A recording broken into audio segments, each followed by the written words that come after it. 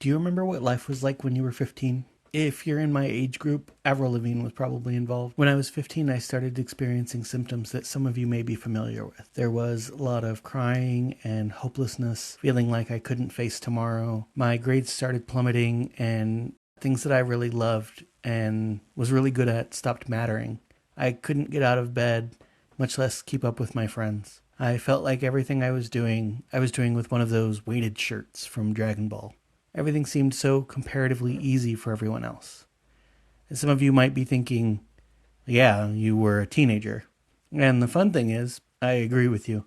Unfortunately, I was a teenager, but I was also diagnosed with clinical depression. Now, being from a more traditional family, it took a little while to come to terms with the fact that there was something wrong with me and I wasn't doing this for attention. This, in addition to having issues getting to doctors and meeting trustworthy doctors, meant that I've still, 100 years later, not found the exact right medication for me. Many of you may know that depression is hit and miss with things like that. I've come close, but I feel like when you're diagnosed at such a young age, it can be difficult to find which pills make you normal when you're not entirely certain what normal is supposed to feel like. Don't worry, this whole video isn't going to be some sad sack tear fest, and we're just getting through the boring stuff so that we can get to the fun things. Because here's the thing, so far, none of the real life medications have helped me, and today we're going to turn to fictional stuff. Today we're going to judge a bunch of anime, fiction, and video game items based on whether or not they can fix my depression. Editor me, hit the intro music.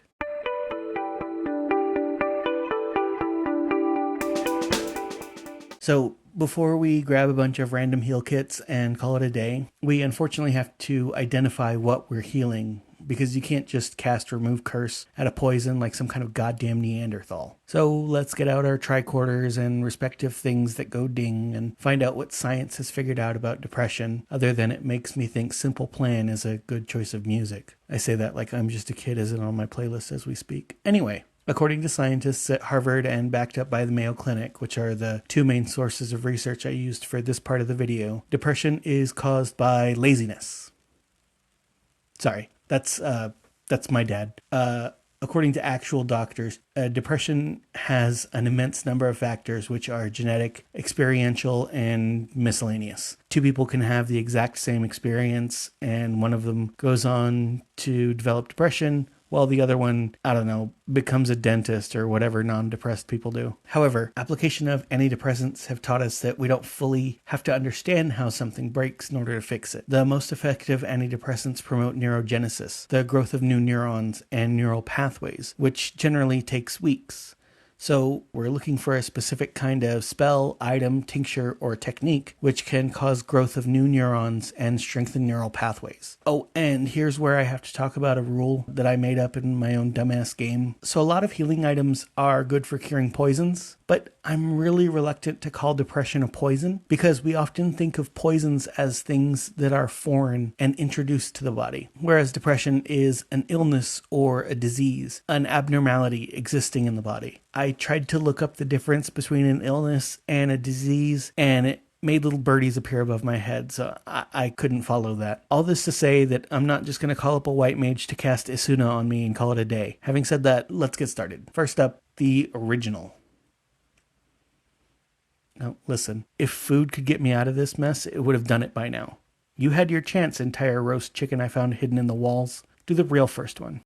Potions. Tastes like red. Does healing things. The basic is just a potion, but it comes in potion, high potion, super potion, mega potion, X potion, lesser healing potion, greater healing potion. 3 days later.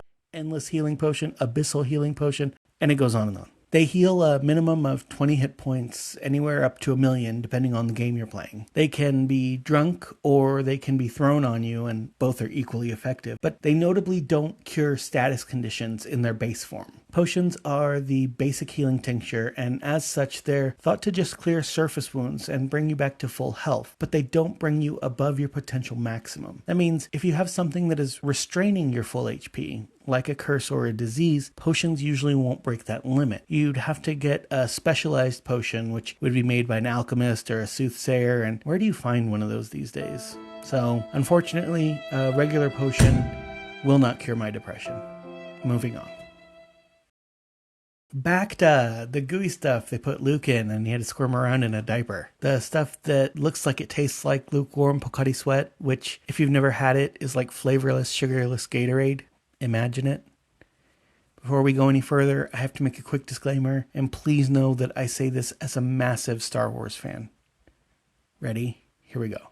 Star Wars lore is stupid and it's all dumb. The current canon lore is stupid too. They've literally created every second of the Clone War in various media because it's the most interesting part of the entire lore, but they couldn't change anything about what happens afterwards. So everyone just kind of falls into their nonsensical positions at the very end, and Legends isn't any better. They blew up Chewbacca on a moon. Why would you do that? Why would you think that is a good idea? And all of Han and Leia and Luke's kids were all evil at one point. The only good part is the Old Republic, which is so divorced from modern Star Wars, it may as well be a different series entirely. It's not like the tech is any different. Oh, and old Bacta was called Kolto. Alright, back to the video.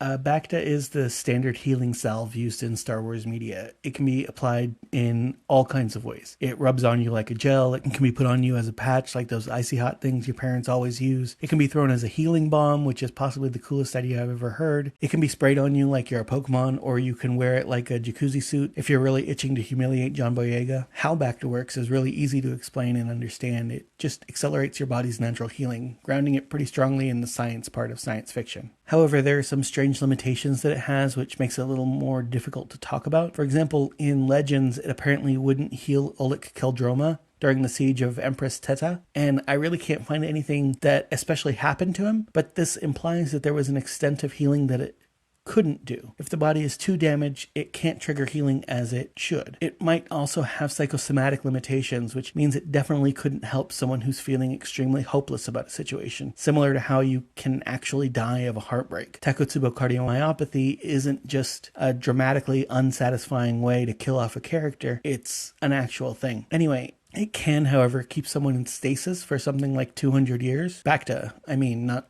heartbreak. Heartbreak doesn't do that. And without going into spoilers for a game that I haven't played and just came out last year, apparently it's possible for Bacta to just straight up act like carbonite and keep someone in stasis through the fall of the Republic. Do you have to be conscious for all that? 200 years? I'm not doing that. Anyway, the thing that seems to be constant through both canon and Legends is that there are limits to Bacta, and it can't grow new things. Renew cells and close wounds, yes, but regrow new limbs is something that it can't do. Therefore, I'm a little doubtful on whether or not it could grow new neural pathways as is necessary for curing my depression. So, could Bacta cure my depression? I don't think so. Moving on. Herbs. Here's an interesting one. So the herbs in Resident Evil are designed with the purpose of being a natural alternative healing method. As I understand it, they were largely grown all throughout the world in order to combat a mistrust in pharmaceutical companies. That makes sense because once one pharmaceutical company makes zombies, you really got to fight hard to keep your aspirin on the shelves. Therefore, these handy herbs were grown and they come in green, blue, yellow, red, and at one point purple. Of everything we've talked about so far, I feel like these would have the greatest chance of working, except with one strong exception. We're only talking about healing items today, meaning we're only looking at green herbs and maybe the red ones. They're really just used to power up green. I think purple would be viable if this were a Gaiden story, but this is main quest content, baby. We don't use that filler arc shit here. Unfortunately, although fans have speculated that they're based on ferns, which, judging by the appearance, seems to be pretty accurate, there's not a lot of in-game lore into how the green herbs work. Considering Wesker and all of Umbrella Corp seem to leave notes about everything they're working on lying around, you'd think they'd leave us a scribble about how these things work so well, but I guess not. In most of the Resident Evil games, it's rare to have to do things like mend your wounds naturally. So with the exception of the weirdness that was Village, which I think I can talk about now, we have to assume that eating the herbs cures things like cuts and scrapes just as easily as it would heal a head cold. However, that's the practical extent of our assumption. Therefore, while certain studies have linked an increase in vitamin B12 to lowering symptoms of depression, and a better diet can always help your mood, I think the answer is once again, no, green herbs cannot cure my depression.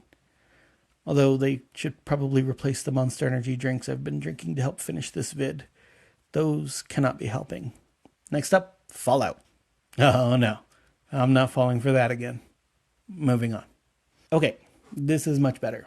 Known as oishimizu, or just delicious water in the Japanese version, this natural potion replacement is probably one of the most famous alternative curatives for most players. This is because fresh water is the most cost-effective healing item you can get, with 1 HP healed per 2 Poké Dollars spent. Compare that to the potion, which is 15 Poké Dollars per HP healed, and you can tell that your best bet after a bout with Erica is to head to the vending machine and not the Pokémart. I mean, the Pokemon Center is free, but I'm banned from there after an incident involving juggling Chansey eggs. Listen, they told me they were already soft-boiled. I don't... I know you're probably wondering why I'm talking about a Pokemon healing item when we're trying to heal me, human. Great question. If there's any urge for further explanation, I can do a full video on it. But people in the Pokemon world are a type of Pokemon. Not a type meant for fighting, but then again, neither is Psyduck, and y'all keep sending him into battle. Look at him, he's got anxieties. While spritzing yourself with super potions like you're a teenager drenching himself in Axe before prom may not be the best course of action after a car wreck. Are there cars in the Pokemon world? There are. I think that there's merit in using the same healing metric for people that we use for our battling partners. But that said, does it actually do the thing? Unfortunately, no. While water has its own natural curative properties, and you should definitely drink more, I know I'm trying to, it doesn't have the restorative effects that we're looking for. Moving on. This is getting, ironically, depressing. Bring in the anime.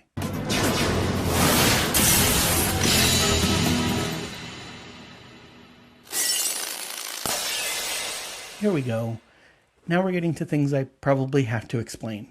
Bleach is a manga and anime which surprisingly has very little to do with cleaning houses and a lot to do with the cleansing of souls, for anyone who was wondering why it's originally named that. Smashing through the story to get directly to the relevant part, the same way you should smash that like button if you didn't know that's why it's called Bleach. Bleach is the story of Kurosaki Ichigo, a substitute soul reaper who originally takes over the job to save his little sister and then for plot reasons can't give his reaper powers back. Because he's the protagonist, Ichigo's powers are so overflowing that they start to cause powers of two of his closest human friends, Sado Yasutora and Inoue Orihime, to manifest. The two of them share one very strong trait with Ichigo, which is the desire to protect those that they love. Sado gains a massive punching arm and a super cool shield arm, but this ain't about him. Shunshinurika is the manifestation of Inoue Orihime's desire to protect Ichigo and everyone else she cares about. For anyone about to comment that Aizen claims that her powers were created by the Hogyoku, if Aizen loves the Hogyoku so much, why doesn't he marry it?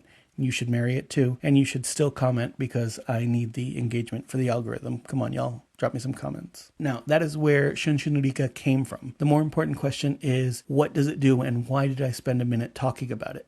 Well, partially because I could talk about Bleach forever, but also because Shunshinurika has a really unique ability of, in small doses, reforming reality the way that Orihime sees fit. To be more specific, she simply rejects an action or event and undoes the effect that it caused. This includes, but is not limited to, destruction of property, restoration of limbs, and bringing people back to life. That's right, the lady who's best known for the spinning leak meme also possesses one of the most powerful abilities in anime. And so you might ask, hey, Upside Up, why is she not the protagonist of the series?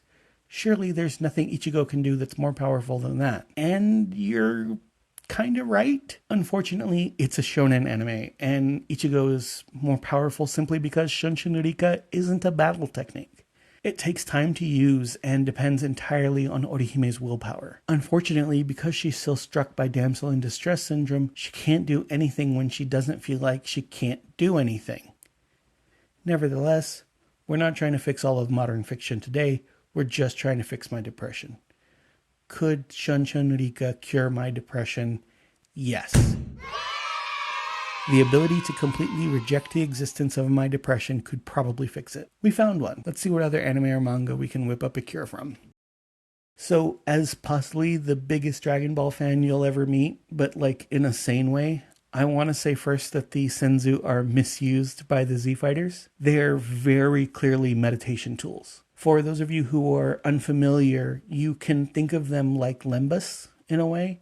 Eating a single senzu makes you feel full for 10 whole days. Unfortunately, that effect doesn't last for Saiyans, who are a danger to the food chain of any planet that they're on. So they don't do that for them. Even the name senzu translates to hermit beings. So it kind of evokes the image of a being so deep in meditation that you can sustain for years on a single grain of rice. That's that badass top tier monk shit we think of in Eastern mythology. Of course, all of this is overshadowed because of their other, more relevant effect to a group of people who keep waging the fate of the world on death battles, which is that they can return your body to its peak condition instantly. The most extreme cases include Gohan's neck being broken when he was 5, Goku getting shot through the chest with a ring laser when he let his guard down, and Yamcha getting fisted by an old man who let his brain show through his hat. If it's capable of doing all those things, it's clearly capable of healing my depression, right? Not so fast. You see, the Senzu don't heal wounds that have been healed over. Characters who have scars like Ten Shinhan, who got a slash across his chest from his evil master's assassin brother's robot knife hand.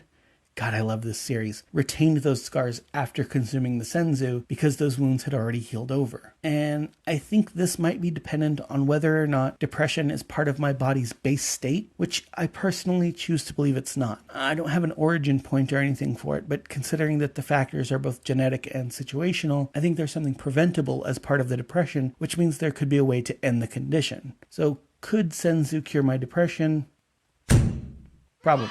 And even if not, veggies and a little meditation are good for you either way. So I thought of this video idea after a really tough week, which I know that we've all been having more and more of lately. If you're feeling depressed or anxious, just know that you're not alone. The world is absolutely bonkers and the spinning doesn't seem to be showing signs of stopping. Unfortunately, we can't actually rely on magic spells or potions to cure our ailments, but we can always rely on each other. I haven't found the right meds to nail down my depression, but I'm not going to stop searching, and I'm not going to stop doing other things that I want to do, which includes making videos like this, even if it takes a little longer sometimes. Which reminds me to thank you for waiting on today's video.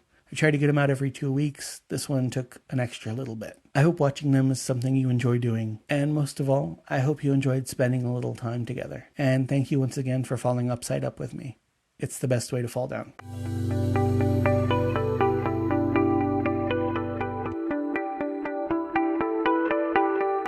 Refreshing healing potion, anonymous healing potion, crying healing potion, master healing potion, astral healing potion, dreamwalker's healing potion, cosmic healing potion, volatile healing potion, endless healing potion, abyssal healing potion,